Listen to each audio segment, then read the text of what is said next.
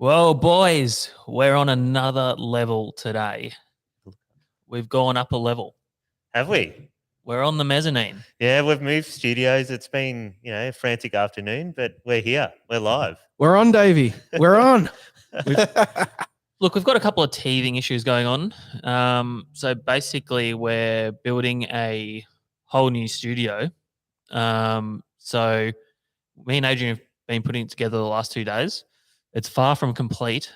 So we're going to do our best here. We've kind of we've dodged it up a little bit, but when we're finished, it's going to be absolutely epic.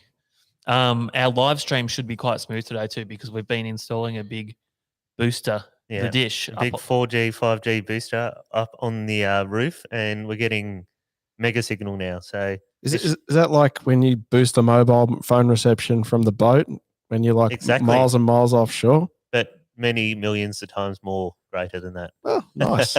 Virtually what we've installed up the top there is the dish from the movie The Dish, the one in Parks. Oh, yeah, I've been there actually. So have we. Yeah. We tried to contact Neil, but he didn't really get onto us. So that's right.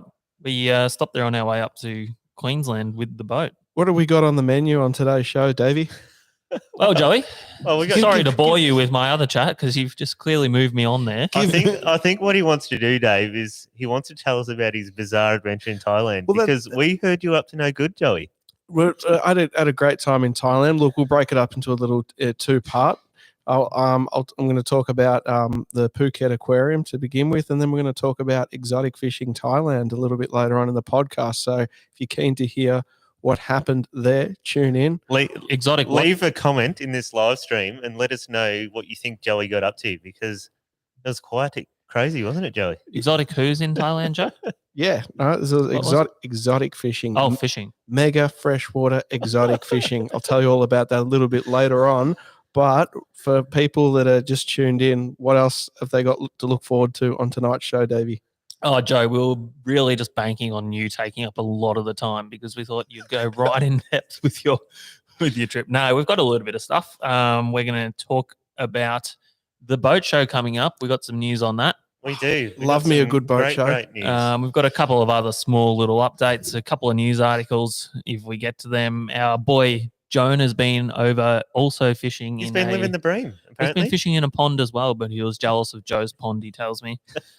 And we've got the hookup with all the reports. We do. And we also have question and answers at the end of the show. So anyone listening on the live stream, if you want to jump on there and ask some questions or just ask them on the live stream, feel free to go ahead. But oh, yeah, love me a good chat room. Let's get some people commenting in the chat room. We can comment on the fly on that very easily. Yep. Yeah, we're tech savvy over here. Well, Adrian is anyway. So anyway, Joe, without any further ado, I would like to hear all about your holiday in Thailand. Well, Davey, headed off to Thailand for a week, in particularly Phuket. We flew into Phuket Airport, and I'd organised an afternoon at exotic fishing in Thailand, which we'll get to a little bit later. But before we got to exotic fishing Thailand, naturally, when you go on a family holiday, one of the things everybody generally wants to do is go shopping. So when you got off the plane, what was the first thing you wanted to do, Joey? Was it to get a massage, or because that's what you do in Thailand? You get massages and you go swimming. Take advantage of the low wages over there, and that's a great question. Well, I flew Jetstar, and if anyone's ever flown Death Star before, you got to pay for your food on the flight. So literally only on 8 hours to Phuket, I had a... Joe, isn't that your previous employer you're talking about there? Yeah, that's like a previous. You were a jet boy, weren't you? Yeah, I was. I worked at Jetstar many moons ago. So, Joey, just before you talk about how you didn't eat because you got to pay, why wouldn't you just pay for food? No, I paid for food. Okay. I bought 2 packets of mixed nuts, and I had 3 CC and dries. So I was rather hungry when we landed into Phuket. So I got to the hotel, and it was about 10 o'clock at night, and everything started to shut. And I asked the front concierge when I checked into the hotel, I'm like, man, I'm really hungry here. What's there to eat? And he's like, I go, is room service open? Because I was just banking on getting up to the room and getting room service. And he's just go to me, he pointed his mobile, and he's like, food panda.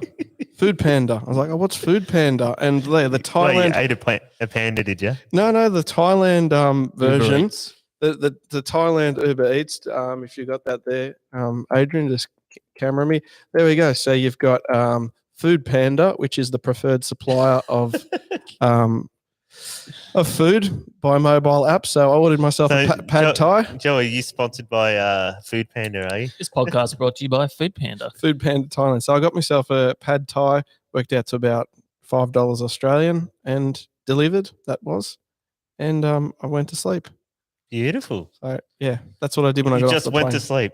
Nothing else. Didn't get up to anything extra. Isn't there heaps of like late night activities? Oh, there? bloody oath. You go down Bangalore Road and you find yourself into a new world there. Look, it's a family holiday, so you know. Yeah, only for the formalities like dinner and so. I'm sure you got up to mischief. Nah. Oh, Joey. Maybe you and I can go to Thailand and you can give me a better experience. Adrian's Thailand tours. Okay. So tell us about. We are a fishing podcast. Yep. So Tell us about your fishing, Joe. you want to know about the fishing? All right. Well, actually, I think Adrian's even edited a neat little. Oh yeah, no, I just put some videos together for you, Joey. So if you want to look on the screen here, All right. this is actually Joey's little adventure. Yep. So that is There's a catfish. exotic fishing There's a Thailand. catfish. Is that coming, Joseph? Oh wow, that's really good. Impressed with your own work there? So basically, you're in a stocked reservoir pond thing. That's a brilliant little highlights reel. He was captivated with himself. He couldn't talk. That's excellent. Okay, so exotic fishing Thailand. I'll just get straight into it. It's 1 hour north of Phuket Airport. The property is about 10 acres. The pond is anywhere from its Try again, deepest Toto. point is 5.5 meters. It goes up to about 3 meters. Mike Bailey, who runs the park there, Canadian fella, really nice fella, great accommodation. He stocked the pond with over 60 freshwater species, some predator, some non-predators. And it's a coarse fishing lake that attracts anglers all over the world. There's 9 fishing stations stationed around the pond. Instantly, when you go there, just if whoever was watching there, it's in the middle of the jungle, and there's these sheer cliff faces, and Looks literally, like a nice granite cliff face there. yeah, Beautiful. you think you're literally out of the movie Predator. Yeah. Just out of the movie. It certainly gave off that vibe, I must say. Yeah, Absolutely beautiful, Joe. it's absolutely awesome. And there's 9 fishing stations around 9 fishing stations. the lake, and each fishing station it's like a hut, and there's power there, so you want to Yep. charge your mobile phones. There's deck chairs, there's a little table, and they've got these there's hospitality and accommodation there. But while you're fishing in the hut, you can plug your mobile phones in. You've got literally like how we go fishing in Western Port. Yeah. You've got rod racks, but these are coarse fishing rod racks with the beeping bite detectors. Yeah. The fishing gear that they use is they've got custom built, I'm going to say 8-foot long rods with, wouldn't believe it, Shimano bait runners. Oh, like snapper fishing. On braid, yeah. So Straight braid. To the yeah, hook. it's braid, and the rig is actually like small, thick gauge hooks onto Dacron. Oh, wow. Believe it or not. Yeah. And I yeah, think they do that style of fishing in the UK as well for their big carp and breams and stuff. Dacron. Yeah, just Dacron and braid to the hooks. Yeah, that. Yeah, crazy. Yeah, so yeah, so you've got your fishing hut there. You've got your rack of rods with the beeping bite detectors. You've also got an assistant there, if you want to utilize them or not.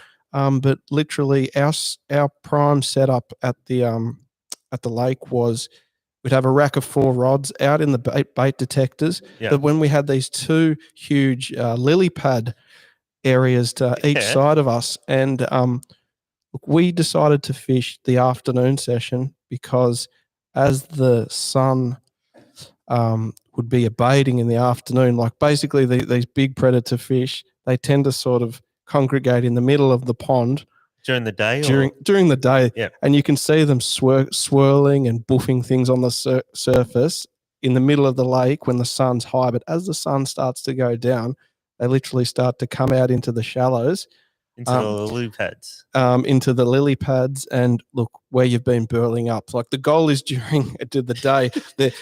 Hang on, Joe. We've got a question coming in. Someone's saying, "Get straight to the ping pong show story." I didn't go to. Come on, guys. I didn't go to a ping pong store. I got a story about Bangalore Road, but it's got nothing to do about ping pong. Come on, tell us about Bangalore Road. No. Let him finish his fishing. So, yeah. So, literally during the day, the fish are just swirling around and buffing in the middle, but you're burling up and chumming up, trying to get them to come either into the lily pad area or into your spread of rods. Yeah. That's crazy. So what were your chances when you got there? What were your chances of catching your dream arapaima? Was it, 50-50 or was it slim chance? Because, you can go for these great fish. They might be stocked, but are they going? What's your chance of actually catching one? Because there's no secret rod or reel that's going to catch you your giant arapaima. No, that's a great question, Adrian. And look, well done. No, fantastic question. You can go to the best fishing spot in the world, and look, good mate Winger has always said it in a lot of his fishing talks. The two things with any sort of fishing, even if it is a stock man-made pond, it's location and time. Yep. Right. Location was you had to be near the lily pads or casting into the shallows in the afternoon, and location and time, afternoon, and be in the shallows in the afternoon. So that's why we timed the trip to fish from sort of lunchtime till 5-6 o'clock. Yeah, no, that's awesome, Joey. Yeah. So, can I ask what bait you use? So, is it a bit of a corn kernel like you do in the trout farms here, or? Oh, you're gonna love this one, Davey. So there's like I forgot the proper name for it, but it's like a byproduct of rice that they can they mash it up into these big dough balls. Oh yeah. So we use that, but you wouldn't believe it. There's lots of baits that were used over there that's very similar to what we use in Western Port. Oh, really? Like half yakkers and half mackerel heads. Really? Yeah. I thought you were joking about that when you said that. I'm not joking. Look, we were lucky enough to hook up to an estimated 80 kilo arapaima, and that took a half a yakka under a bubble float. Really? Cast So at the lily you're pads. using these saltwater baits in a freshwater pond. Yeah. That's crazy. I know actually pilchard's quite popular in the Crater Lakes for those Atlantic salmon and stuff. Are you allowed to do that? Like bring I believe so. Okay. Maybe not.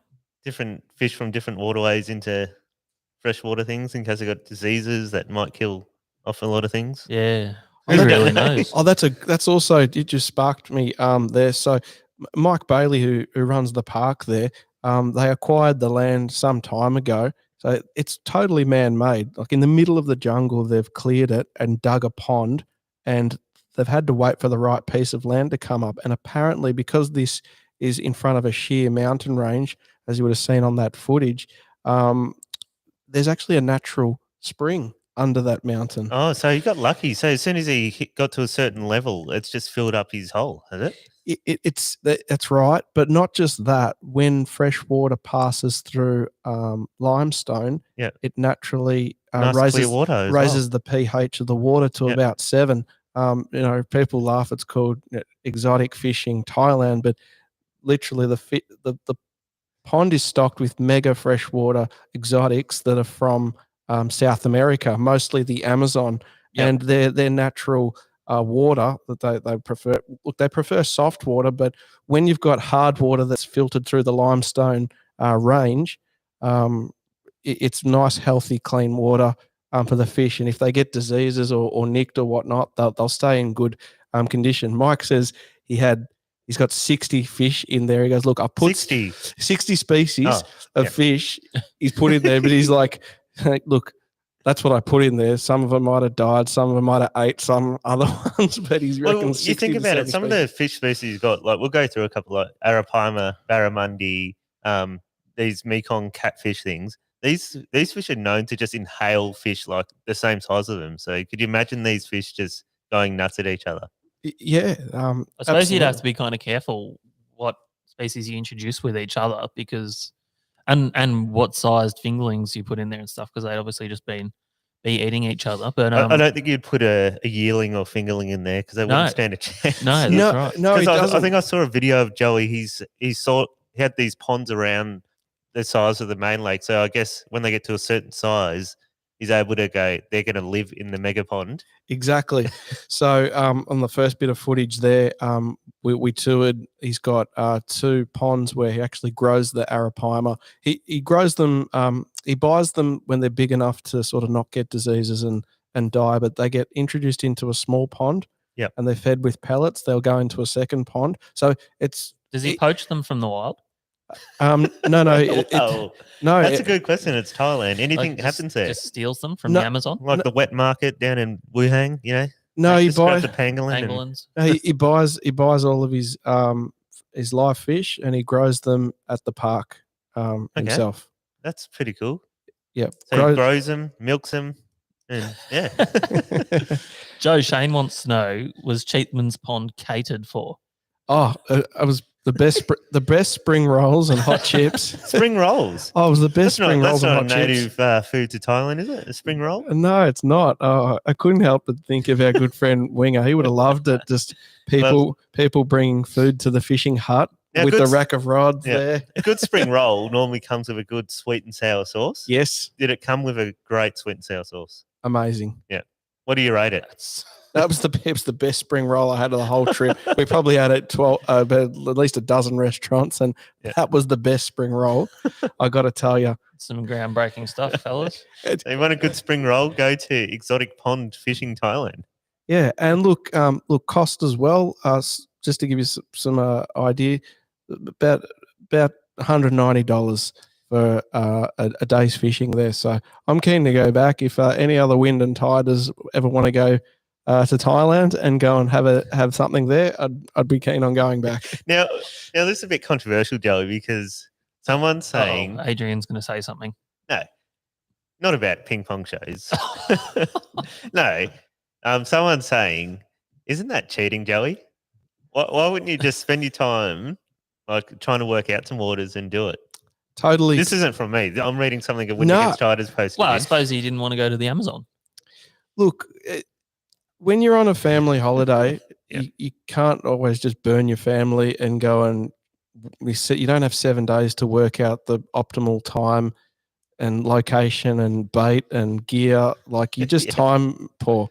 So it's just most people do go to Thailand for a family holiday, and if you're looking to catch a mega fish, it's not easy. No, it's definitely not I easy. haven't even got to how we are fishing fared up for the day. Look, yeah, but it's not easy at all. We look, I'll just get straight into it. Yeah. We had a 80-kilo arapaima on within the first 2 minutes of fishing. Just a bubble float flicked with the yakka under the lily pad, and the freaking massive explosion just happened. Yeah. Dad screaming, "Get the rod bucket!" Got the rod bucket. He's pulled it out of the lily pad corner, and literally on the concrete barrier of the pond, the arapaima's just massive head shakes, whoosh, whoosh, and it smashed its head against the concrete, and it perfectly unhooked itself, and it won its freedom. After Perhaps that, he shouldn't have asked for the rod bucket and just been a man and Now, was this Battled poor it. angling technique from Toto? I Because I watched the video and wish I had the video on my thing, but it's not one of the videos I have on my computer. no, well, actually, we're going to go through because Joe's given us about 500 video files. So we're going to go through them and we will put something together. yeah, Good. from the filming perspective, I was really, really fortunate. So on the trip, I had a company with me was my dad, and I had my cousin's husband, Chris Patchell from Avian. They do drones and land surveying, so he had offered to be so kind to be our film person for the day. Yeah. So Awesome. in our arsenal, we had a drone, we had a gimbal, and we also had GoPros. So he's done an amazing job of just uploading all the footage to a drive, and I need to sort through that. And yeah, we're gonna send over to Dave the Yeah, The timeline. trip, They cannot miss the that. timeline of events. So yeah, you will not want to miss that one. That will go on the Wind Against Tide YouTube channel. Now, what fish did you manage to land, Joe? You lost the dream, which is the arapaima, which I'm guessing most people don't get to hook or land there unless you spend quite a lot of time. You can get the arapaima there. If you're prepared to fish until dark, you're a pretty good chance of getting one. So Oh, okay. yeah, Yeah, I did notice you got a couple of the Amazonian red tails, which is on the screen here, and they're beautiful looking catfish. But you know, at the end of the day, it's just a catfish, isn't it? Adrian, those red tail catfish, they were really, really impressive. Like, I saw the head shake; they looked insane. yeah, the rod absolutely howls. They take line, That but thing is hideous. but catfish, they go hard to begin with, but then once they're done, they're done. Yeah, I saw the head shakes; like it looked pretty violent. Yeah, very aggressive. Was there any barramundi in that lake? I don't know if there's barramundi in this one. There are a couple of other mega exotic lakes in Thailand, but I'm not sure if this one had barramundi. You got to go to Hazelwood Pondage for those ones, Adrian. Well, I have heard there's still some around because there is some there's warm no water in there. Well, No, there's another lake apparently where there is warm water that okay. that the fish escaped into. Apparently I heard That was allegedly. good use of money anyway. Yeah. Yeah. Oh, what a waste of money that was. Stocking that joint. Whoever decided that was a good idea Oh, and mate. went along with it, even they knew that those pondages were closing down. The hot water outlet Yeah. at the power station. Yeah, we'll get into that on another day, but not cool. Anyway, Joe. yeah. No, we caught narrap. Well, we had an arapaima on. We caught, well, I'm going to say 5 or 6 of those red tail cats, and then we also had a couple of other. Gosh, I couldn't get the name of it, but it was a different species of cat, maybe a Siamese catfish, but A tabby. Tabby. yeah, tabby. But yeah, they were really quick. But the one that I would have really loved to have caught, obviously, would have loved a photo opportunity with the arapaima, which Mike tells me in that lake he's got up to 150 kilos in there. So that's a mega dog. Hey, what about is there any saltwater species in there? Yeah, well, you got cross species like barramundi and Yeah, stuff. but they can live in fresh. Yeah, that's right. Well, So it's just all. I heard there was lakes over there that stocked the GT and mangrove jack. Because I thought you did say something about that. yeah, there was. So closer to Phuket, there was it's a saltwater lagoon, which is closer to the beach side, and he's got baby GTs and mangrove jack. I think it worked out to be $75. We didn't get the chance to go there, but it was. I did query you when you said that. I looked on the website and I had a look at the GTs, and they were rather small trevallies. They were small, but you should keep. Yeah, maybe they'll get big one day. Wow, It's the same inevitable. concept. if they keep living, they should get bigger. Shane Lowry's saying hallelujah on Hazelwood. I can provide names. Pondering. That'll be on Up Late with Wind Against Tide, where we get real risky. A couple of bottles of whiskey and we get risky. We really Wind just- Against Tide uncut. And we really just let loose. But Don't watch Big Brother uncut. Watch Joey uncut. oh gosh, Yeah. All right. But yeah, that was no, it was really really cool. So yeah, you did your fishing pond, and then you said something exciting happened on Bangalore Road in Phuket. Oh yeah. So you remember I've been saying on previous fishing podcasts, I've got to get myself a new pair of fishing sunnies. Oh God. Well, This isn't what we'd expected. naturally, I thought you were going to get pulled into the Tiger Bar there, and well, I was right out the front of the Tiger Bar, Made into a man. and the sunglasses salesman on the mate, street, yeah. he could See the sucker coming? look at this! Look at this pigeon. There you go. Genuine Oakleys. Well, yeah. $600 for you, Look, special. I'm not sponsored by any fishing sunglasses, but I was wearing What? some Don't they know who you are? I was wearing some spotters, which Uncle Tony got me from they used to do Fridays there, the seconds. They used to sell them back in the day. I had a seconds pair of spotters and had a screw hanging out of it. And A screw? it was half hanging out, the Oh, screw. no. And the sunglasses salesman, he's grabbed the sunglasses off my head. I thought he was trying to Yeah. mug me. Oh. And he's got his little screwdriver and he screwed the screw back into my sunglasses. He's like, oh, these nice glasses, these glass lenses. And he's tapping my glasses with the screwdriver. I'm like, oh, easy, buddy. He's like, I got better glasses for you. I go, fuck, here we go. Yeah. So he's pulled some knockoff Ray-Bans out of his bag. I did notice you're wearing Ray-Bans on the holiday. Yeah. He's pulled out some knockoff Ray-Bans and I thought, these look all right. Yeah. And he's gotten the screwdriver and he's scratching it against the glass and he's tapping. It's like, look, glass lens, knockoff Ray-Ban. Like you wouldn't know they weren't a knockoff. And naturally, I was impressed. And my mum was there as well, and she wanted Your mum probably bought them for you. Well, my mum was there, and she's like, "Oh yeah, these look good." And then get down to how much, and then we did the calculator. Oh no, he pulled out the calculator. Hang on, you went to Tiger Bar with your mum? We were out the front. We were out the front of Tiger Bar. It was during the daytime, so it was like a different place. The girls start in daytime there. Oh. They get the shots lined up there and it's a party. There wasn't much happening. But yeah, Mum wanted a pair of Ray-Bans too, and we get the calculator out and it's like $100 for two. And we're just like, you can jam that where the sun don't shine. So naturally we started walking away. Anyways, after back and forth, $20 each, we bought a pair of glass lens knockoff Ray-Bans, which we're pretty happy with. Yeah. Oh, it's great you ripped that guy off. I mean, like he probably didn't need the money and you do. I mean, you're only a very successful real estate agent and that guy's bartering on the street. So it's good. David. Yeah, nice. But great observation there, Dave. Sorry to bring you down with it. No, I'm sure he's really scrapping to make ends meet. What do you think? He's a wealthy businessman? Well, he might be.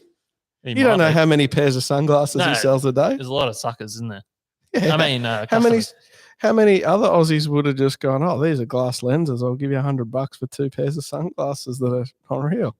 Yeah. Not genuine. Generous people. Genuine.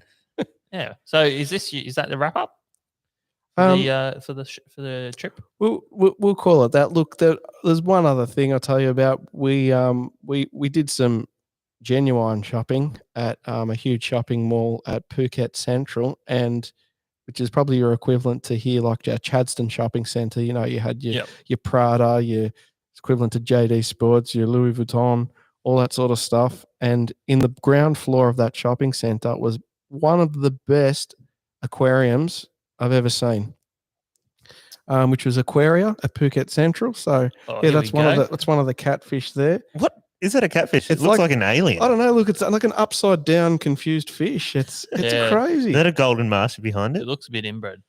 Is that a golden master? That's a Siamese catfish there. There's a giant pacu there. And there's also an alligator gar there. I saw the most awesome alligator gar. Oh, they're pretty cool. Yeah, they really are. Yeah, have a look at this guy. Like, look at the spots. Did you see that sheep head go past? Don't they shoot them in the head? And I'm actually going to zoom up there on his mouth. Have a look at this. Look at this boy. It's a good set of dentures, Joey. So it's basically half a crocodile and half a fish. Half a crocodile, half man, half bear, half pig. These were also available at Exotic Fishing Thailand, but we just available, like to take home or available to hook if you're good enough. Okay. So yeah, that was there, but this is in the shopping centre, just in an aquarium for anyone to go and have a look. In the shopping centre, think of like Chadstone Shopping Centre and going to the basement, and there's a giant, huge aquarium there. But the thing that blew me the most away about this aquarium was when we got to the saltwater section, which was, I'll say, the main event of the whole aquarium. They had the most beautiful GTs swimming around in this giant oceano like big black aquarium. Ones or. They weren't black, but like I thought they were fairly. I would have said about 25 kilos, which I think that's impressive for an aquarium. Yeah, very cool. Now you go on fishing for fish. You've seen them in the shopping centre and aquarium. Did you actually eat any fish? Because one of the Wind Against Tigers asked, you've ate spring rolls. Did you eat any fish over there? We ran out of time, but apparently I'm told that an Arapaima burger an Arapaima burger. They had Arapaima burgers available at the Exotic Fishing Thailand, and I would have loved to have tried a Arapaima burger.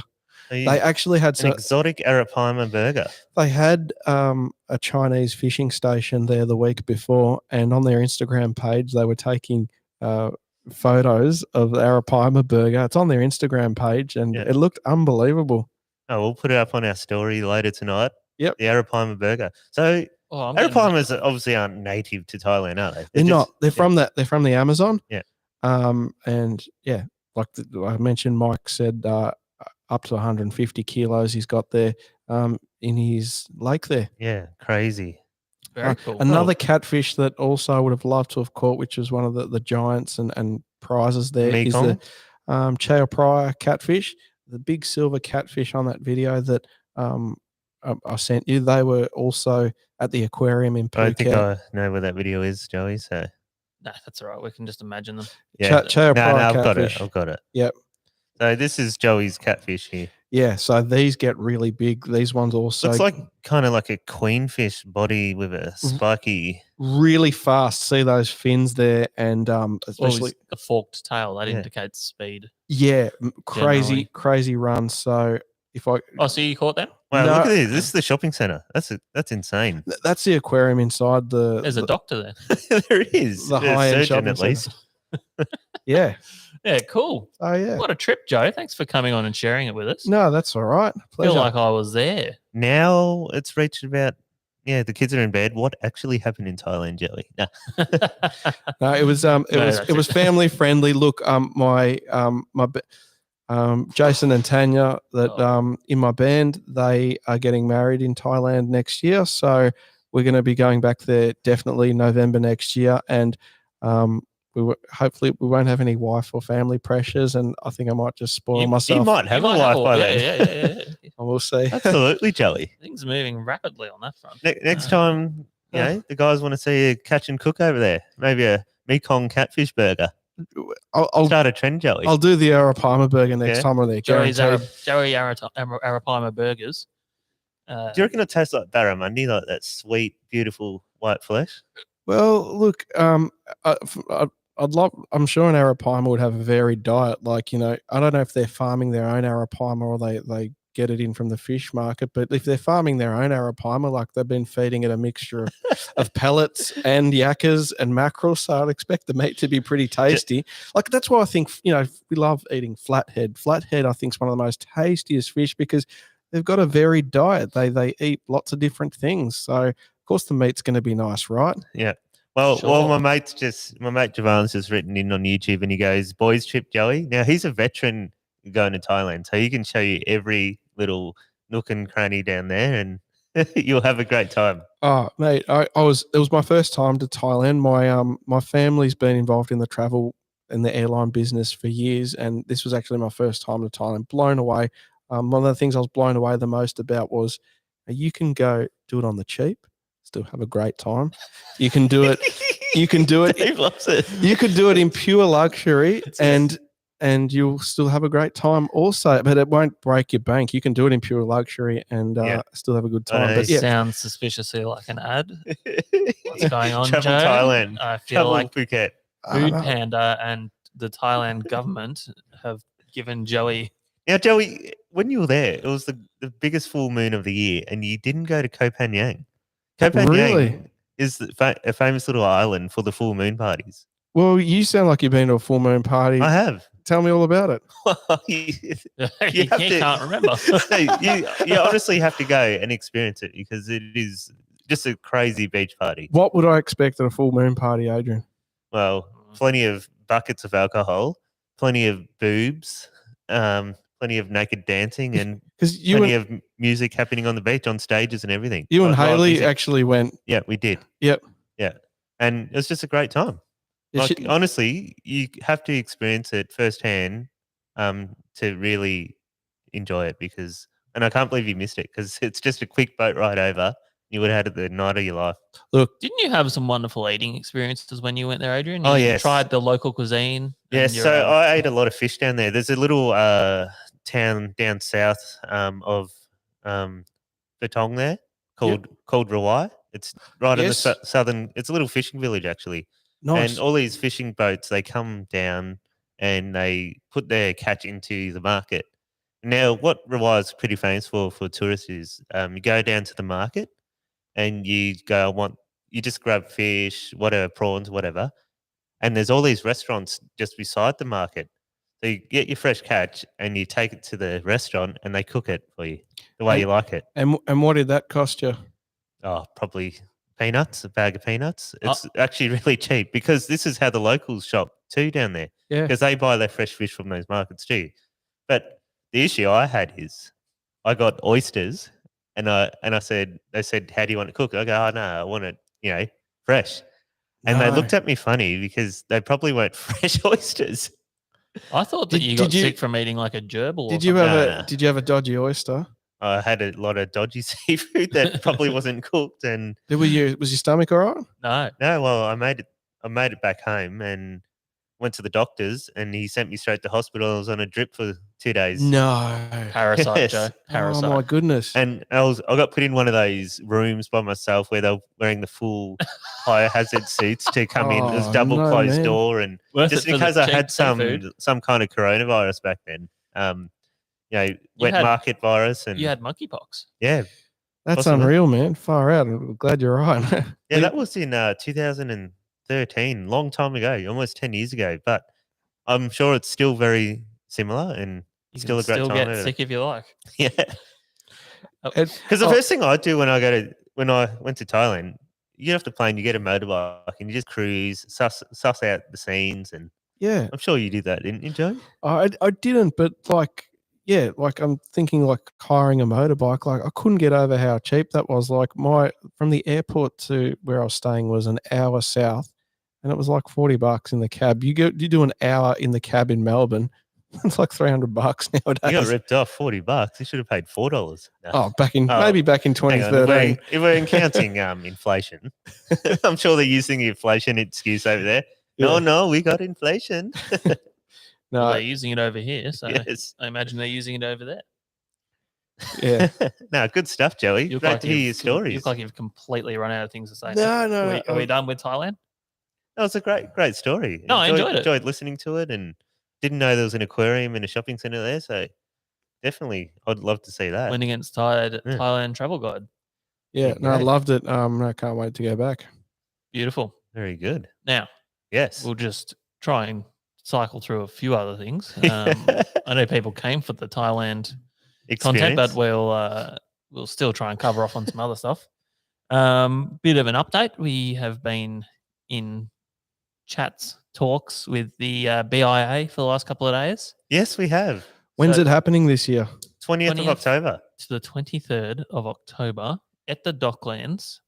It's going to be the biggest one ever because That's in person, been 2 in real years. life. everyone is ready to go, get out of the house. They've set it up so that it's on the water, which I think is a much better idea. And they had great success in Sydney with this same concept. But we have secured ourselves a little patch of dirt there. Yep, they've given us a 3x3 square area. So we're going to be down there. That's The exciting. 420 Renegade's going to fit perfectly in there.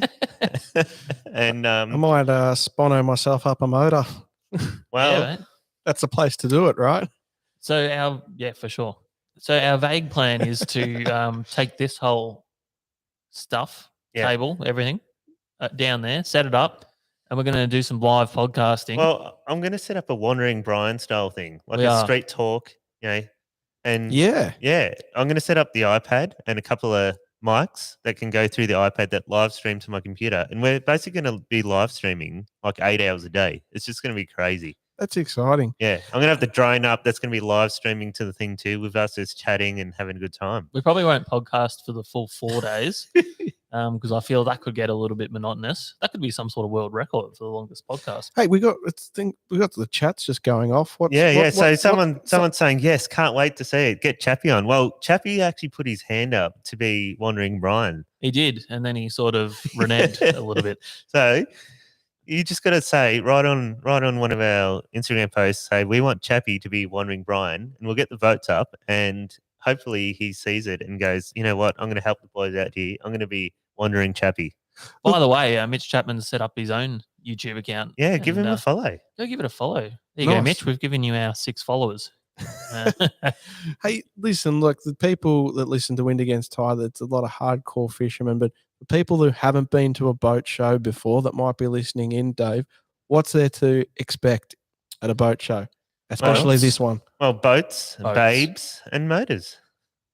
That's right. Nah, well, yeah, Adrian's basically got it. So obviously there's going to be a lot of different brands of boats there on display. They've got the on-water marina this year. So I It think is. some guys are going to do We did try and get the 420 on the marina because we wanted to do live streaming brim catching, but they said it's quite taken up. Yeah. And it's going to cost us $200,000 for a mooring. might get Mitch to do a drive-by in his boat. We'll jump on, cast some brim and mulloway up on the Wandering Brian live screening and jump back off and back to the podcasting makeshift studio. I got to say, the thing that most exciting for me when I used to look forward to a boat show is you always get to see the latest in marine electronics technology. Yes, I love technology. Yeah, you love always the latest and the greatest is Same. always on display there. You know, on this podcast we've talked about things like live scope and bird radars and all that sort of Oh, yeah. stuff. All that good juicy stuff is on display. So I love seeing that. Also, there's usually fishing gear on sale. Isn't there a couple of people, and not just regular fishing gear, but you know, I remember when the sword fishing was taking off, there was like a sword fishing stand with like floats and not floats, are lights and hooks and rigs and stuff. So yeah, if you're like a hardcore fisherman, you'll find something there that's interesting. Yeah, for you. well, my favourite part is actually all the egos clashing. Yes. Well, that's the beauty about That's our why we're there. podcast. Oh, no. We can get these guys, pull them off the street, and we can interview these guys who have the biggest egos in the fishing industry. And it's going to be great because they're at a fishing show and they want to show what they've caught, what they're using to catch these things, and how good their boat is. And you know what I also enjoyed? That's really cool as well. But also, fishermen's wives, Fishermen, like the wags. the wags of the fishing Do you reckon fraternity. the wags will be there? Excuse me, Joseph. No, but it's He thinks this is the Brownlow. He wants to It perv was, on it's people's like- wives. no, it's not. It's the Brownlow. It's It's not. Steven Seagal. Steven Seagal. It's not like it's like, you know, it's fishing royalties. You know, behind every good fisherman, there's a good fisherwoman, right? Well, And it's isn't the Docklands about halfway between you and your new lady, Joe? Oh, Joey. You Yeah, could pop on by. yeah, maybe. That'd be nice. We'd all get to meet her. Yeah, and she I've turned the she's- tables on you, haven't I? eh? No, she hates trophy fishing, so yeah, that'll go down nicely, Dave. Well, we thanks. don't trophy fish, and it's a boat event. Well, yeah, it's a boat event. It's not all about fishing, Joey. So there'll be some nice cruising vehicles there that you might be interested in when you get a wife. And Anyway, I'm sure if she had a big swordfish swimming beside the boat, she'd slam a gaff into it too. No, probably not. But look, you know what? If she's got to come to a fishing thing, I'm probably going to have to go to a jiu-jitsu tournament. yeah, Well, that sounds fun. I don't see the Does issue. it? So yeah, that's what's happening there. We are going to be at the boat show. And we are probably going to try and get some merch organised. yeah. So we're asking the Wind Against Tiders here if they want to help us out, because what we're going to do, we're going to have a lucky dip where there's going to be prize in there, and they're all going to be labelled 1 to whatever, and whatever number you get. The product that you're going to win's on the shelf, and it says number 1. You've won number 1. Is there any experience prizes? Yeah, Experience prizes, yeah. Yeah, the like Joey Coming on the experience. podcast. it might be. It The might Joey be. Rogan experience. It might be Joey comes on your boat and cooks. Oh, that's a nice offer, Joe. We can organise that. It might be fishing with Dave and Adrian. No, I wouldn't have thought so. So I'm just putting it out there. There no, could- maybe we'll see what happens. Yeah, so I think EJ Todd, possibly, maybe I'm speaking out of turn here, but Mitch might have mentioned that they'd be willing to throw some stuff in. Yeah, maybe we got fishing online. Yeah, we're gonna might chuck some stuff in. We've got we're gonna have some hoodies for sale. Well, look, it's possibly. going to be snapper season, so we've got to do something to do with snapper, right? Oh, you're gonna tie some hooks and sell some rigs, are you, Joey? Joe Riggs. So with the hoodies, I know we had a bit of a pre-order a while back there to get some hoodies printed. We've made a few emails to get that going. There's been emails. You wouldn't believe it's quite hard to organise, especially when people don't return your calls or emails. So We've tried a couple of different screen printing places, and we're just waiting to find the right one that's going to get that organised for us. But yeah, we're onto that, and if they come out nice, these ones, we'll get some extra stock to have there at the boat show, I reckon. Yeah, no, it's going to be fantastic. I'm really looking forward to it. We have really no expectations of what's going to happen, but we're just going to give it a red hot crack and entertain everyone there and everyone watching on YouTube. No, Keto One Production says Fight Club. Yes. Oh, Well, here we go. basically. Oh, Shane says, is Pawsey rolling to the boat show? Will there be pubs and beers? Oh, probably. I reckon there might be. Joey might be at Graysland banding. I could be slapping the at bass. Graysland actually. I'll look there. Right, well, So yeah, for people that are listening that don't know what I do real estate, I do fishing, but I also play bass in a band. We do all sorts of music, party music, but well-known songs of other artists. But yeah, we play occasionally at Graysland, just under the Westgate Bridge there at Spotswood. It's like an international funky night food market. You can I've bring seen you eat a whole potato once there. yeah, I once deep throated a twisty potato. grief. No, there's a really cool funky night food market. It's pet friendly. It's international food from all around the world. They've got like a dessert alley with cheesecake on a stick and a cannolaria and gelati and lots of nice things. They've got like African barbecue, calamari cones. I'm drooling, Joe. I'm absolutely drooling. They've got pierogi. They've got golazim. I tried to wrap him up and he just kept like. What was it? I tried to wind him up and he just kept going. Some sort of machine. Shane's into your super group, Joey. No, Yeah, yeah, super group are great. Yep, Shane's been to the Groove Bar before and seen our super band perform. So It was actually a fateful. I think we've already talked about this on the podcast. Post boat show event years ago when we saw you gigging at the Irish bar. oh, that's a story for And that another was the day. stuff of legends. A lot of beers were had. Oh, look, and, I just think of the movie the Hangover, it really was. and this movie was like the Hangover, and it wasn't just your classic boys just going into a drink. It's the well, why don't we tell the story? Have we talked about this on the podcast? I don't feel think like we we have. talked about it like last week. Did we, Adrian? I don't recall it because Joey wasn't here and it was Michelle here. Or the week before?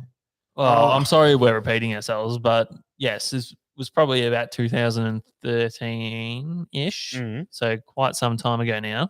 Now give us the details, like the juicy details. Well, we had a Ufish TV stall attached to Bar Crusher at the time. Yep. Just we were saying- attached, so you didn't Yep. have to pay any fees. No, you we- just attach yourself we- to the Yeah, back of which the I boat. would have quite liked us to do, just steal Yeah. someone else's space. But We'd- we've gone out on our own. Yeah, we'd been selling DVDs and hoodies all day, doing the team thing. Now there's some incriminating photos going around from that night, I hear. Yes, we knew we were talking about this. We could have dug them out. Yes. But yeah, so the boat show finished up, and that all went quite well. And we thought, you know what, we'll go out. Joey's got a gig on tonight. And Slapping the bass. At the local Irish pub. Well, yeah, well, look, we were in high the spirits. elephant in the wheelbarrow. Yeah, we were in high spirits after the boat show. And, Brady O'Reilly. Oh yeah, on Chapel Street there. yeah, Bridie O'Reilly's Chapel Street. You know, Yeah. that's literally like an old Yeah, it's chapel. got a nice front yard area, and Yeah, you go in and it's Joey slapping the bass. yeah. Well, we were in high spirits. We're just like, oh yeah, like I said to the boys, come along to the gig. You know, once the gig's done, we'll just the look. groupies come out. You know, Brendan, look, all the boys were down the peninsula, and I said, no, come out, drink, have fun. We'll just cruise on to Crown Casino later and just it roll was- into a room right next to Jeff's shed, so that we can literally get up out of our beds. The plan was get up out of our beds in the morning and go straight to expoing the next day. Oh. So it was me, Aussie Winger, you, and I think that was it. And the groupies. Well, we ended up being like backstage roadies for the concert because we knew a guy, 'cause Yeah. we knew Joe. So we're backstage drinking all the frothies back there, and yeah, we had quite a few. And Yeah, but- Aussie especially was getting a bit rowdy, and there was cash being flung around and all sorts of mischief. But we ended up, on the dance floor all night until the wee hours of the morning. And then we went to secure this accommodation. That's right. We've had a great time at the pub. Like, just to set the scene, it's like this classic '90s rock band music. Because we're playing in a 4-piece rock band. We're doing like Blink 182 and Kings of Leon and Green Day and Wonderwall and all these sing along pub things and the Killers and Benny and Dave and Benny Wong. They're all just in arms together, just having the night of their lives, and in true pub style. Afterwards we've got a souvlaki down Chapel Street, a lamb off chapel, I like to call it. You don't like lamb on? No, well, this was on Malvern Road, so I call it lamb off chapel. There you go. So we got the souvlaki. We've had a great night, and we've gone to Crown Casino as promised to go and get a room. And Dave, what happened? Oh, well, classic Joe. Oh, yeah, no, it'll be fine, guys. We'll get one easily. Get to Crown Casino. What easy? A room. A room. A room. And we get to Crown Casino and, At it's 3:30 a.m. We get to Crown Casino, and he didn't have the best hip at the I felt so bad for him. I made the poor bastard. He had to limp all the way up this long corridor Joe. Up to the front reception. It would have been dragging his leg. He was dragging his leg up to the front reception, and Brendan's gone, yep, could we grab a couple of rooms? And the concierge has just gone, no, sorry, no rooms tonight. So it left us pissed off our heads, stranded in the city. No, they're pissed off at me, and I'm panic stations here. I've gone, crap. I've been working in the band. We've been carrying on, eating souvlakis, drinking beers, and we've got nowhere to stay. And we're tired. We're like, at this stage, as Brendan would say, we're faux hucked. We're tired. We're pissed off. We just want to find a bed to. Well, normally when you have a 2 a.m. souvlaki, that's when you call it quits. That's when you want to go to bed. Oh, we were so tired. And look, I was resourceful, and I got my iPhone 3 out, and the iPhone 3. This is going back to like 2000 and I had a young lass's number that was that had met us that night, and Joe basically sold his body to for find us somewhere to sleep. He's Roxanne. So the deal was done that she agreed to have myself and my 3 other fishing mates that were stranded. We explained to her. Sold your soul. We explained to her that, look, we had every intention of staying at Crown Casino, and Crown Casino, and so I did the full sob story. Look, we're stranded. We need a room to stay, and luckily her housemates were out carrying on with other people. So there was we went back to this house somewhere close by to Chapel Street, and I found myself in a bed, which was nice and comfortable. With the owner of the house? The occupant of the house, I believe? Yes. Just sleeping. Brendan was able to secure a bed. Well, classic Brendan helped himself to the other spare bed. Yep. Pawsey was snoring away on a armchair. And I was folded up like an origami on a couch. And so Brendan, up like an origami on a couch. So Brendan, what, by yourself or? Yeah. Excuse me. So Brendan was spread eagled on this girl's bed. He was spread eagled on this bed, and the house. So this is the housemate that was not there at the time, and I can't deal with this music. And the housemate came home to this large man on her bed, a strange man, and it would have been like this. And then when he'd be like,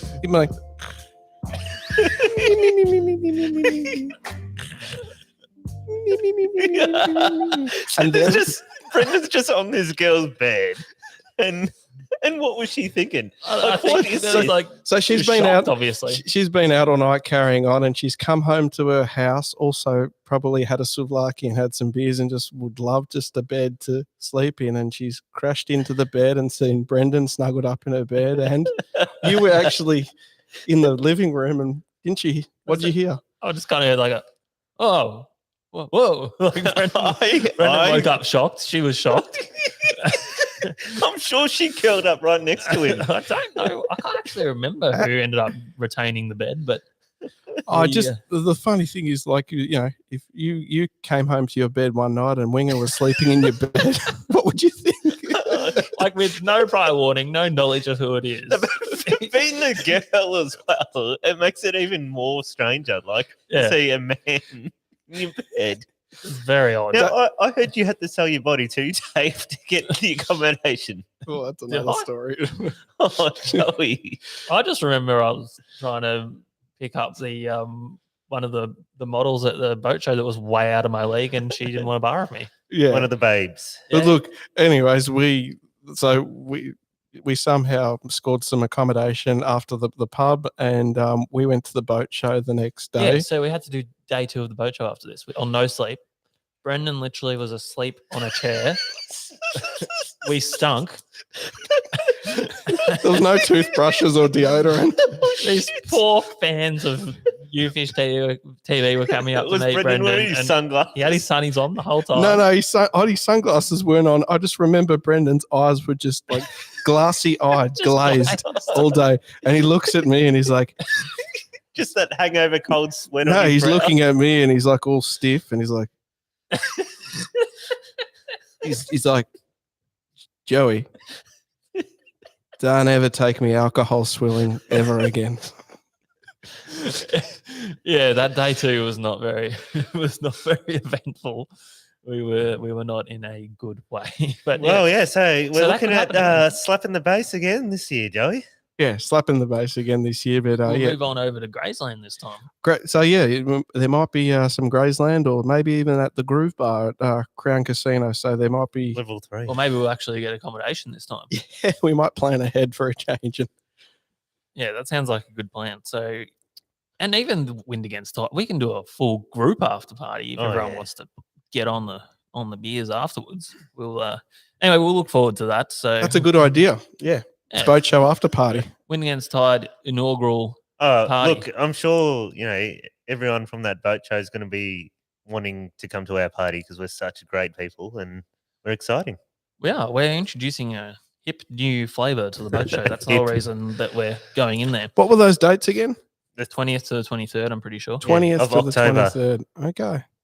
Okay. Yes. Oh yeah, I'm at Graceland on Friday the 21st. There you go. Oh dear. This sounds dangerous. Does it start on Thursday, does it? Yeah. Oh, wow. So we don't even know what we're going to do there because No, we obviously just set up on the Thursday. we're not going to record for 4 days straight. Graceland is like just hit live stream for 4 days straight. We're Well, let already- us do it. We're already rambling and it's only been an hour. that's all good. I'll quickly run through the reports. Oh, hang on. Oh, press the button. Yes, I'm on. Welcome to the hookup. What a run. So we've got the Gippsland report from Simon Webster of Webster's Furniture. I just found out recently. So if you need some furniture, talk to Maybe Simon Webster wants to sponsor us for the boat show. What's just a furniture? couch. Yeah. Oh, we can have a casting couch. Yeah. He could sponsor the Oh, couch. casting couch, Joey. Oh, shit. good pun there, Joey. Did he mean to do that? Well, you're doing podcasting. It's a casting couch, and you invite a guest Not onto the sure you know couch. what the casting couch is. I think he knows what a casting couch is. Will it be black leather? No idea. Just bring some towels, right? Oh gosh. Sorry, So carry we've got the report from Simon Webster. Ongoing wet weather and fluctuating river levels have tamed the brim fishing in local East Gippsland rivers during the past week. Tamed him. Tamed them. Okay. Limited reports available, but Holland's Landing, Mitchell River, and Nicholson rivers will likely see some traffic this weekend with the 2 local club comps running. Wait, can you just stop? Just stop right there. Could you put on the background music? I want the mood music while he Okay, does hang the on. I've got to report. find it again, Joey. I have to delete it because it's too Oh. sexy. It's But yeah, just keep going. I'll yeah, find it. no. Brim fishing, it would be fitting for the brim fishing, by the way. During the week was fickle with an odd large fish landed, but a generally slow bite.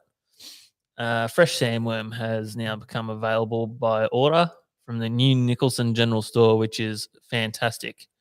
Lake's Entrance Glad. has seen a run of large whiting being caught east of the footbridge on the run-in tide. Marlow was host to a big turnout of anglers for the recent 4th round of the Vic Brim Comp. Fishing generally was tough with poor weather not making things easy on the Saturday. Best 10 brim were weighed at just on 10 kilo for the winning team. Local member for East Gippsland, Tim Bull, was largely responsible for the golden tag fish promotion in East is this the guy Gippsland. that won 10 grand twice? No, to assist bushfire recovery.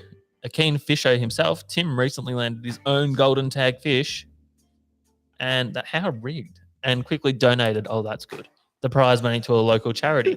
Tim has been instrumental in both boat ramp upgrades at Malakuta and the new ramp development at Cape Conran about to start. News just in. Can you do it in a Barry White voice? Ooh. Is that his voice? Yeah. Exactly. Sorry, children. That's Chef off South Park. It is.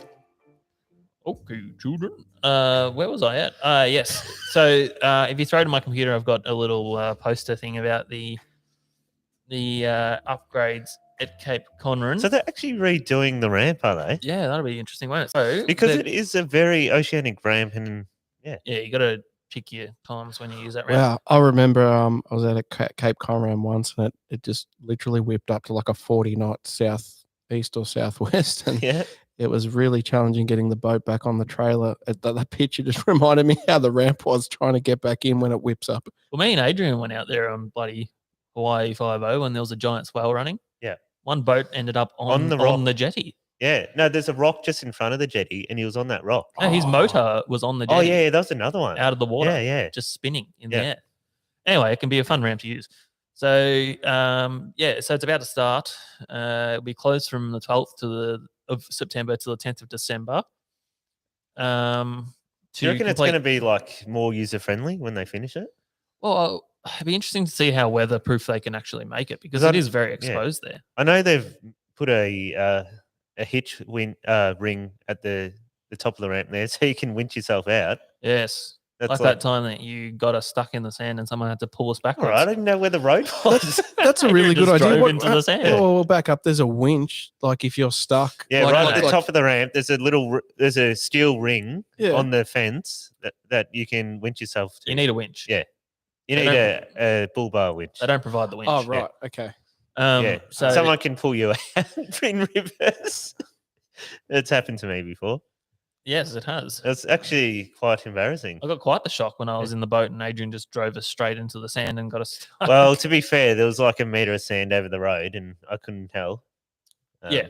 No, that's fair enough. Anyway, hopefully that's done by Christmas. Anglers fishing Tamboon Inlet have reported, the fishing was tough. Local sandworm and pippies being pumped at the entrance being the bait of choice there currently. A few smaller gummies also being landed land-based off Locksport beaches. Bem River has produced a nice run of fish in the deeper parts of the lake over the week. Mahogany's region appears to be the place to be. So that's all we got there from Simon. And also special mention to Simon, who has been on the case of finding Michelle Britton, who we had on last week, a new gearbox for her Yamaha. So it looks like he might have something there. So oh, wow. Well done, always Simon. going above and beyond, Simon. Any more requests we got, Joey? Joey needs a new motor for his little tinny. He's got a 420 as well. Yeah, I've got a Force. You've got a 420 Dory. It's a 420 Dory from 2000, and I think 40 Toyotsu. No, it's a Force Mercury. Oh, no Force. It's either 1990. I'd say the motor's 1998. Yeah. Just itching my ear on the podcast. Yeah, we've changed basically everything. Like in a two-stroke motor, we've changed the coils, we've changed the stator, we've changed the trigger. The last part that can be possibly changed on the motor is a CDI unit. Maybe add 2 more strokes to it. Simon says he's giving us lazy boys for the podcast. What? Really? We'll be comfortable. Wow. We got some lazy boys coming. Are they electric reclined? Because I don't know, but it is outside in the weather, we must remember. do we get to drink whiskey out of like crystal glasses and smoke cigars? And Oh, that'd be I'd great. assume so. I've got some crystal glasses at home. Oh, have you got a good I got some good whiskey. I got some what's the thing called? Is it the decanter? tumblers. Oh, you want me to tip my whiskey into a decanter? Yeah. Like, let's just go all Okay, out. like Let's, a crystal ball on top, and yeah, that'd yeah. be fantastic. Very upper class. Let's not fuck around. No, we won't. And we won't Well, thanks, fuck Simon. around by giving you Jonah's Eaglehawk Neck report. Oh, does Jonah have a button for Yeah, his well, report? Have No, you got hang on. Jonas it's got all a under the report. same umbrella. Jonas has been in the UK and he's done some more fishing. Yeah, we're going to get to that. Oh, cool. you He's get- discussed that a little bit too. okay. So Eaglehawk Neck continues to hold tuna, with the local charter operator nabbing a couple of small bluefin over the weekend. The barrel squids, so big squid. I'm into barrel squids, and it's the time of the year. It is the time of year. Starting to move into the inshore grounds, but with a lot of rain over the last few days, the water is still brown and cold. The fishing for big breeders should continue to improve, though. So that's all he's really got locally.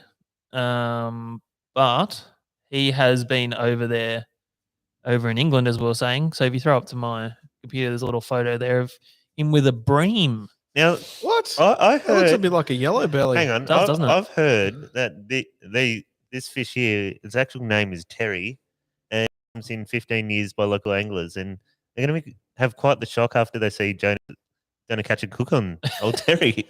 Yeah, it's certainly a different world over there. There is saltwater sea fishing people, but there's also a large amount of people that just fish these stocked ponds, venues, I think they call them.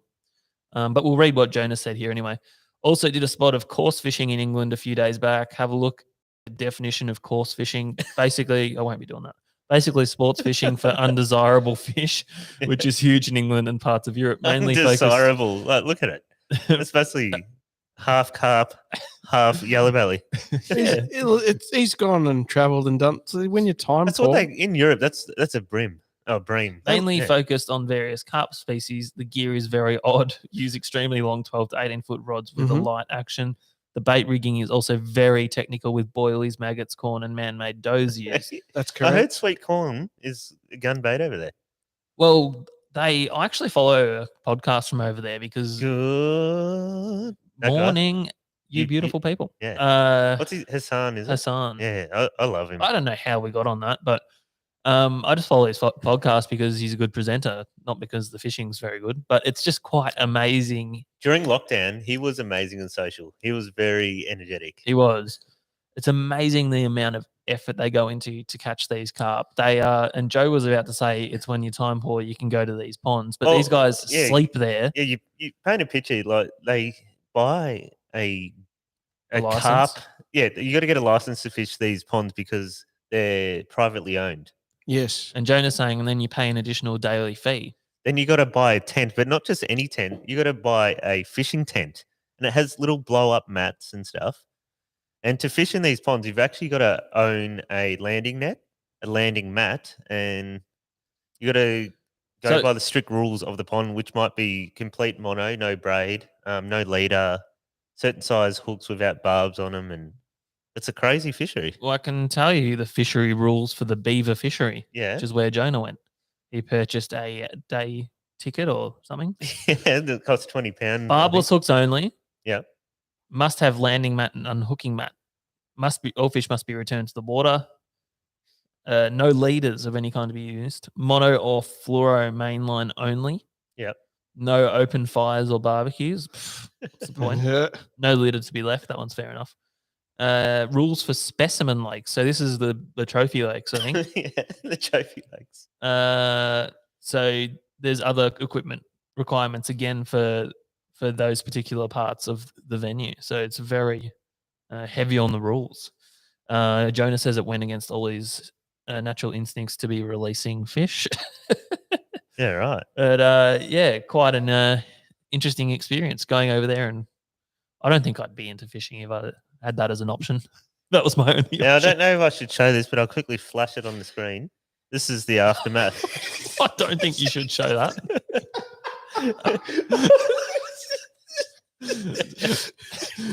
Adrian's finally gone too far. There's other photos. Oh, this is Joey. Joey's sending him through. And Don't worry, it's just between us. yeah, just between us, win against Tigers. Um, Nothing to see here. I'll just carry on so that people Now, Don't dwell on now that. this just goes to show you how old Dave and Joey were back when the fishing show used to happen. There they are, little Shit. teenagers. Need to freaking Holy crap. lose a bit of weight. Look at Dave. I was like, that isn't actually me, but it is.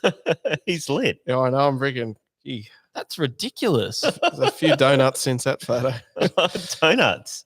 There's another photo as well. The dance floor just to set the mood as well. Back to I that can story. I can see the dance floor. That's a great one. Yeah. There's old Snorsy. He's Yeah. not snorzing at all. Now, Pawsey Oh, used that's Bluey. yeah, Pawsey used to do Sing Along Pawsey back in the day. Used to be on a famous Pawsey fishing TV sings. show. Pawsey sings. So Now this is Joey at the stand when the boat show was happening. oh, Too. that's a great photo there. So that year the boat show it? was on. He sent um, it to me, and he's actually isn't he? That year the boat show was on. That was like the christening of the Stella 25. 30. Oh, 30, sorry. 30. 30. There you go. Yeah. okay. But Yeah. pretty useless reel, actually, that one. They're really too heavy to cast all day. And you don't need that much capacity. Shane's loving the photos. Just zoom up on it. Like that is a mighty reel. The only person that I think bought one from that boat show was maybe Ace Jace. 30,000. Yeah. So that was a promo just for that show, was it? No, well, Lofty was on our stand, so he was loftying up a few deals. Ah, of as course he well. was. So he had Yeah. his 30,000 there. He was trying to flog off. How but, much does a 30K cost you? 30K? Yeah. Oh, God knows. What's Do the they line? make them still? What's the line capacity on a I've seen 30K spin? 25s. I haven't seen 30 before, but that thing's huge. I think 25s. The Ghosters are in 25, so I think Stella is 30, but Okay. yeah, they hold a lot of line. Joey's got a smirk in his face from these photos. No, it's just Yeah, that's it's interesting so memories, funny. isn't it? Yeah, We've come a long way. we have. Um, That was a long time ago now. yeah, so just rounding out the reports, we've got just obviously heaps of big tuna around still. The never-ending tuna season Have we down got at a Portland. King Kong Donkey Kong of the week, Dave? Ooh, I haven't organised one Okay. because the weather's just been so crap. There hasn't been that much happening. Jonah's bream, Oh, yeah. Maybe. I wouldn't call that a King Ugh. Kong Donkey Kong. Joe's catfish thing. Yeah, so the big tuna down there through to Apollo Bay. I think there's still some ones kicking around our area as well. A few snapper turning up in Western Port. Oh yeah, I'm getting The classic August run. I'm getting the snapper itches. If you want to put in the time and get cold, the northern reaches of Western Port will down by provide the snapper. Five Fingers. You'll Yeah. just wait in the cold in the mud there and you'll get one. Yeah, basically just wait anywhere long enough, you'll eventually catch one. Yeah. Is there a chance the Renegade's going to be on those winter snapper? No. I'd normally take it out on Equinox. That's when I start going. Yeah, so we When's have Equinox? we're going 20th of September, I think. We'll do our token trip. Now, we've come with some theory where when the sun rises directly from the east, that's when the snapper go on the bite. Wait. What actually happens on the Equinox? That's when the sun is directly east and sets directly west. It's straight with the, And what's the theory? nothing. That's Well, just when we start We catching never them. don't catch them there Yeah. at that time, and they're usually big. In fact, the first fish we caught last season was the biggest one we caught all season. 88 centimetre. You're joking. Yes, Sounds like a good theory. We had barbecues and lots of snapper. It was great. Oh. and we were being illegal because we were more than 15K from our house or something. Oh, You know, not only do I miss catching snapper, I remember last couple of seasons, Brendan and I, we started really re-falling in love again with eating snapper because it got to a point where we weren't Because very we taught everyone how to look after them. well, we weren't very good at cooking snapper, but we used to yeah. Winger and I used to have we used to get the snapper and we'd fry them No, up I in think- hot oil. I think the secret is to having good snapper is you got to look after them. Icky Jimmy them and throw them on the ice, and you'll have snow white, firm flesh.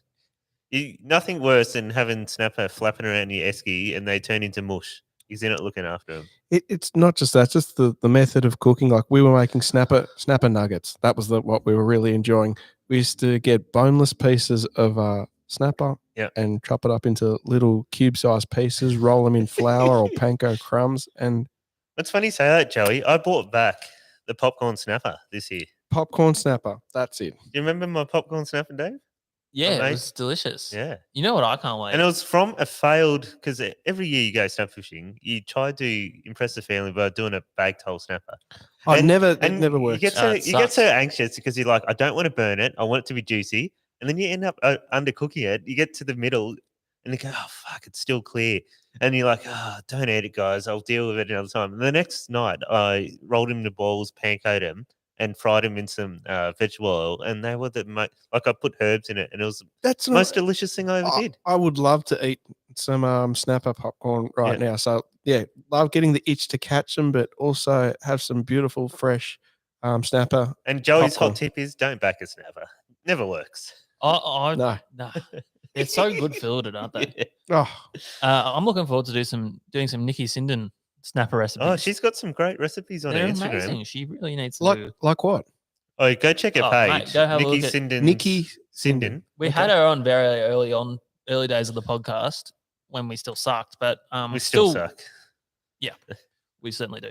But if you go back and have a look at that episode, it's still worth it looking at that chat. And we're going to have her back on again later in the year, I think. But yeah, she's an awesome cook. So there's some cool recipe ideas there. But yeah, so I think that'll round out the reports, Adrian. Yeah, no, good reports Yeah. from a bad weather week. Horrible weather week. Now we have a few questions on the Oh, we got on some the- questions, on do the we? Instas. Oh, Okay. hit me with your questions. Fire away. That's Do we it. That's have got to a- be our new intro. Do we have a top Joey's 5 list of Thailand things to do and see? Oh, yeah. We'll put you on the spot. Oh, Joey. you have put me on the spot. No, we'll do it another day. We'll do it another day. Oops. But no, hit me with your questions. Fire away. Yeah. Away you go. We're going to Yeah. record that for next week. First one is an update on the hoodies, which we kind of already gave. Yeah. There is things happening. We've got some emails happening. back Wheels and are in forth. motion. Yeah. So have you guys been seeing many school tuna around while looking for barrels locally? Dave reckons he saw something jump out the other day. I just said it was a dolphin, a mini dolphin. No, we haven't seen any. Yeah. I don't remember saying that. It's either barrel or nothing. Yeah, at the moment. Here's one from Luke McCredden. Some people may know Luke from that time that he hijacked someone else's well-known fishing show called Yeah. Hook, Line and Sinker. Oh, No, no, Luke's done lots of stuff. He's come on the show. Good friend of the show, Luke. Hi, Dane and Aaron. Dane and Oh. Aaron, that's a good. I thought we were friends. He doesn't even know our name. Love the show. Just wondering if you know who and when the umbrella was invented. I just think that person didn't get enough credit. I assume it was someone who thought, I'm kind of sick of getting wet while I stand here waiting for my boots to be shined. I wish I had something to hold over me to keep me dry. Great foresight. Anyway, keep up the good work. Now, I personally think the person who invented umbrella was someone rather tall. Because have you seen a small person with an umbrella walk with a tall person? The tall person doesn't get to use it. No, well, you give the tall person the umbrella. Yes, But but because of the protection of the rain, yeah, it just stabs people in the eyes and the head, and it's a one person thing. It's a very selfish device. Or you could just get Dave to spread his arms and walk under him. Well, just so happens, Luke, I'm a bit of an umbrella expert. And just so you know, the umbrella was not actually invented to keep the rain off. It was invented to keep the sun off. And it was invented in by the I'm not Japanese looking at, geishas. not looking at notes over here, by the Chinese. Oh, damn, I was close. Yes. The Probably Japanese geishas. fell apart. Yes. Over 4,000 years ago. Because you always see those Japanese geishas like spinning their umbrellas around, Oh, trying to yeah. sell their body, and So it's a bit vague, the very first origins, because there is some talk that Egypt and Greece may have had something similar. wow, you were really into umbrellas. I'm Dave. really into them. You sell 'em?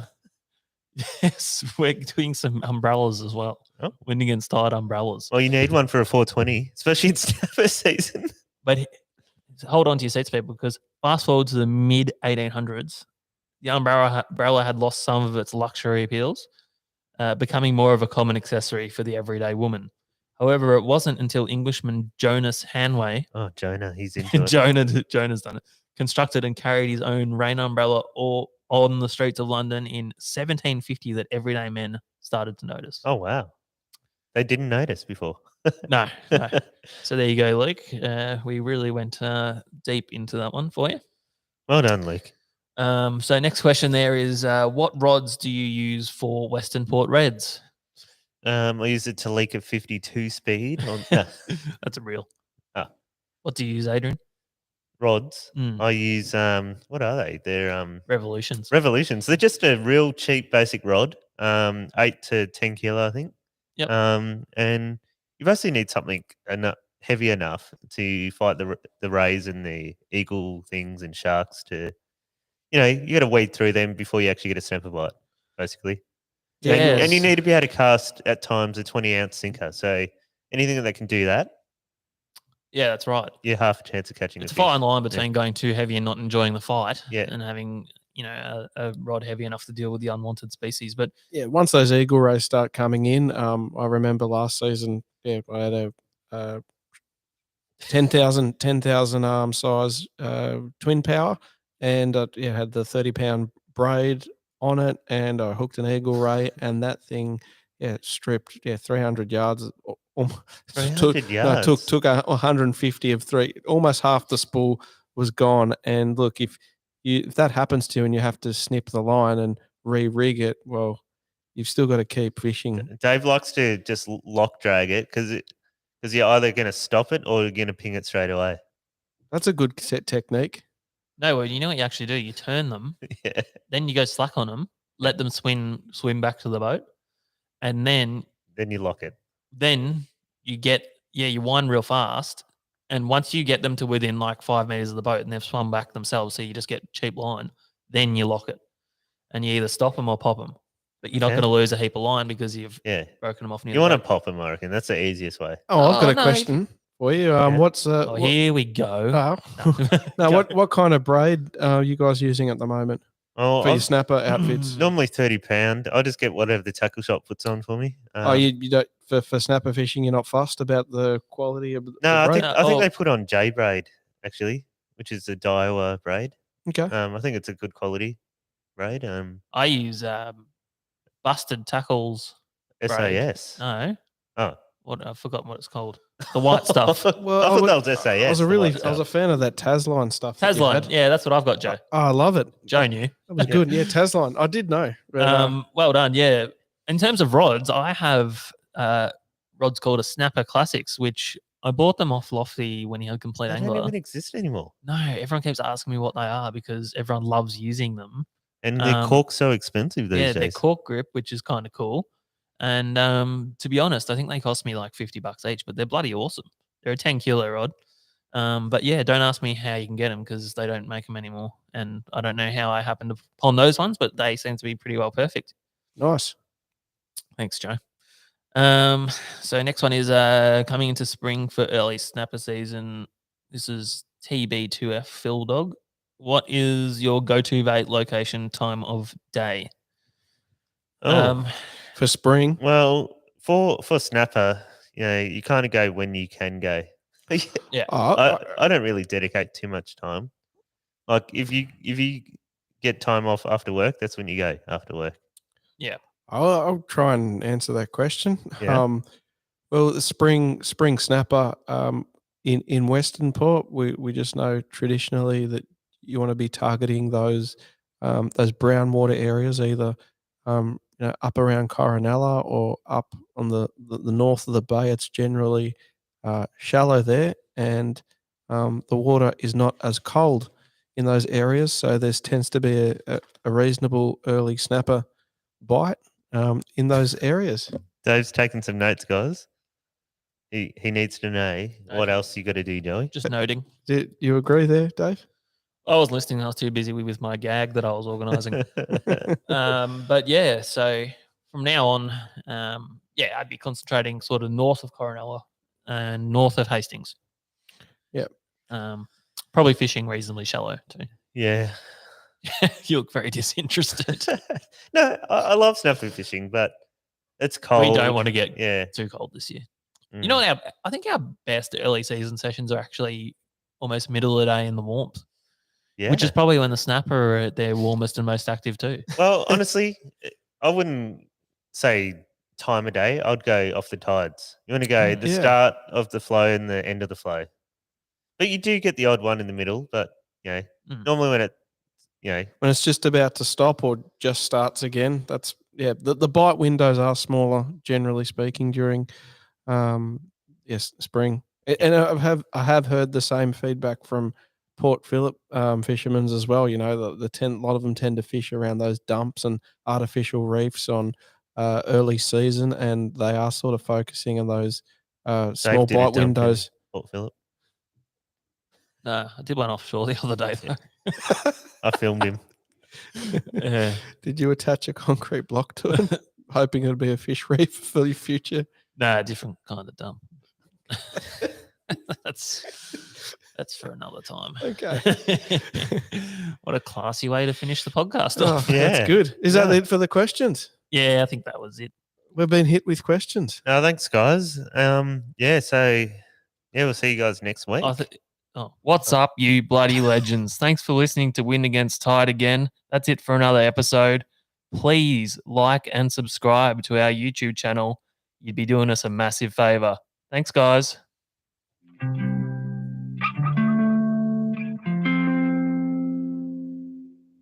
All right. You interrupted me with myself. Oh, I did.